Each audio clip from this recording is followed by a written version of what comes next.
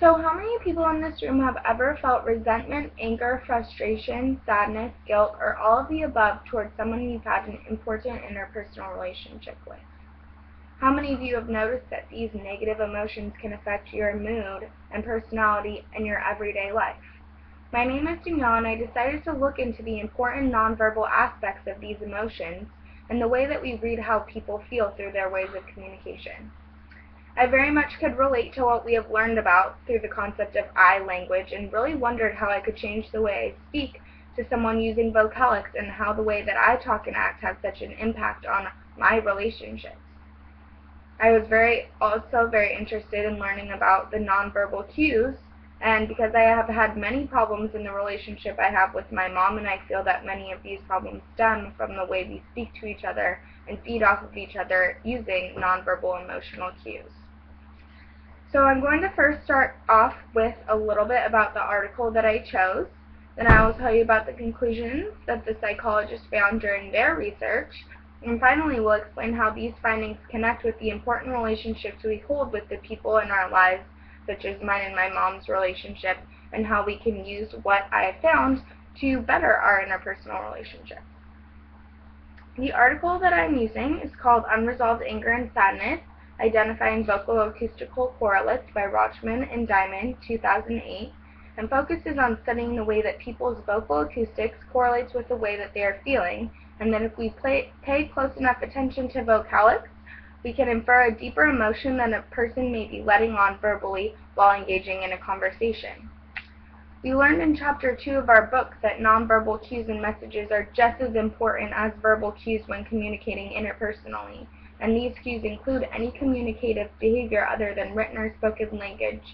that creates meaning for someone. The authors conducted 2 studies to identify the vocal acoustical correlates of unresolved anger and sadness among women reporting unresolved anger towards an attachment figure. In Study 1, participants were induced to experience and express anger and then sadness, or sadness and then anger, and in Study 2, a second group of participants underwent a relationship-oriented, emotional-focused analog therapy session. Some of the nonverbal cues can promote negative feelings in a person you are speaking with, cues such as eye rolling, looking at a phone or watch, or making a skeptical face. Results found that specifically the psychologists in the study were testing the vocalics of their patients being seen during therapy sessions,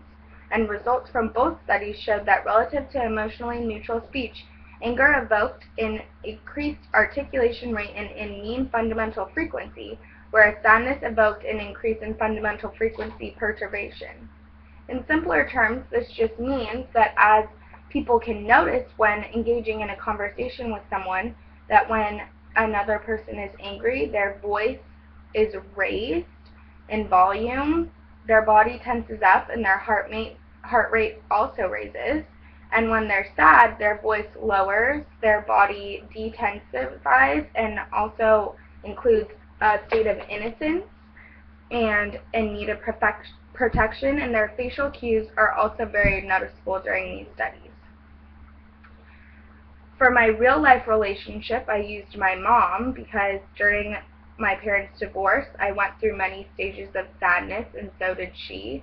and this invoked fighting in our relationship. We ended up fighting many, many times, and soon certain aspects of my personality that I used to be very loving and carefree became very hostile because of our fights. I wanted to change these things, and I knew it was important to learn how. I knew immediately that these nonverbal cues could be so devastating to a relationship, and I knew that if I could change the way I spoke to my mom and she could learn to change the way to properly communicate to me, that the hostile nonverbal cues would end.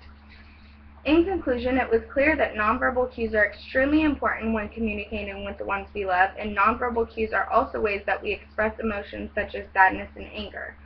When we can figure out and practice communicating where the other person may see how important they are by making them just feel important by listening and not replying, we will peak in the way we communicate every day in our interpersonal relationships. Thank you.